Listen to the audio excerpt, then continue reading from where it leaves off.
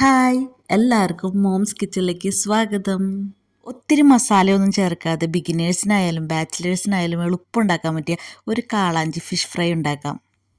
1/2 kilo കാളാഞ്ചി ഫിഷാണ് ഞാൻ എടുത്തിരിക്കുന്നത്. ഇത് ഞാൻ ഉപ്പിട്ട് നന്നായിട്ട് കഴുകി എടുത്തിട്ടുണ്ട്. ഇതിൻ്റെ ഉളുപ്പും മണമൊക്കെ പോയി കിട്ടാനും നല്ല ക്ലീനൊക്കെ ആവാൻ വേണ്ടിയിട്ടാണ് ഞാൻ ഉപ്പിട്ട് കഴുകി എടുത്തിരിക്കുന്നത്.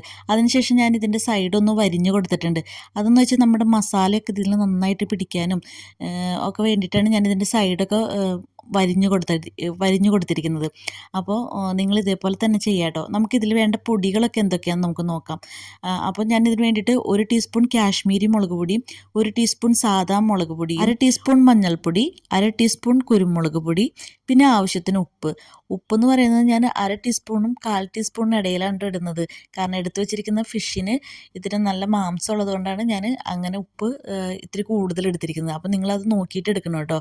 പിന്നെ 1/2 ടീസ്പൂൺ വിനാഗിരി കൂടി ഞാൻ ചേർത്തിട്ട് നന്നായിട്ടൊന്ന് മിക്സ് ചെയ്യണം. ഞാൻ കൈവച്ച് തന്നെയാണ് മിക്സ് ചെയ്യുന്നത്.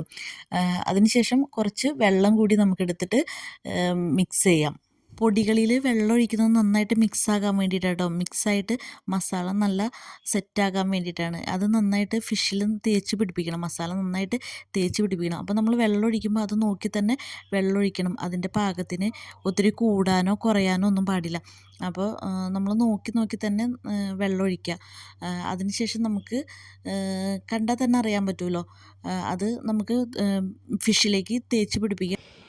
ഇത് നമുക്ക് ഒരു അരമണിക്കൂർ നമുക്ക് മാറ്റി വയ്ക്കാം കേട്ടോ. അരമണിക്കൂർ നമുക്ക് ഫ്രിഡ്ജിലേക്ക് വെക്കാം. അപ്പോൾ ഒന്നും കൂടി ഇതെല്ലാം കൂടി ഇരുന്ന് നന്നായിട്ട് മിക്സായിട്ട് വരും. നന്നായിട്ട് മിക്സ് ആവുന്നല്ല, നന്നായിട്ട് ഈ ഫിഷുമ്മ പിടിച്ചിട്ടുണ്ടാകും ഈ മസാലയൊക്കെ കേട്ടോ. ഞാൻ ഫ്രിഡ്ജിൽ നിന്ന് ഫിഷ് പുറത്തേക്ക് എടുത്തു കേട്ടോ. ഇത് മസാലയൊക്കെ നന്നായിട്ട് പിടിച്ചിട്ടുണ്ട്. ഇനി നമുക്കിതൊന്ന് ഫ്രൈ ചെയ്തിട്ട് അതിന് ശേഷം നമുക്ക് അതിലേക്ക് ഓയിൽ ഒഴിക്കാം. ഞാൻ സൺഫ്ലവർ ഓയിലാണ് ഇവിടെ എടുത്തിരിക്കുന്നത്. ഇനി ഈ ഓയിലൊന്ന് ചൂടാകട്ടെ. ഓയിൽ ചൂടായതിന് ശേഷം നമുക്ക് ഫിഷ് ഓരോന്നിടാം കേട്ടോ.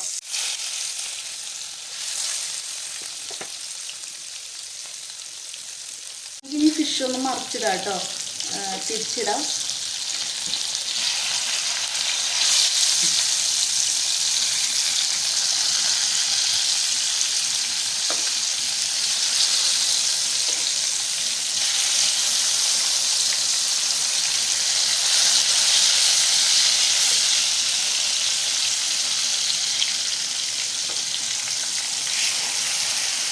ഇതിങ്ങനെ കിടന്നൊന്ന് മൊരിയട്ടെ.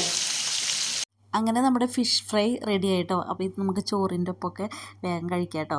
നല്ല ചൂടോടുകൂടി കഴിക്കാൻ നല്ല ടേസ്റ്റാണ് കേട്ടോ. അപ്പോൾ എളുപ്പത്തിൽ നമുക്ക് ഉണ്ടാക്കിയെടുക്കാം. നിങ്ങളൊന്ന് ട്രൈ ചെയ്യണേ.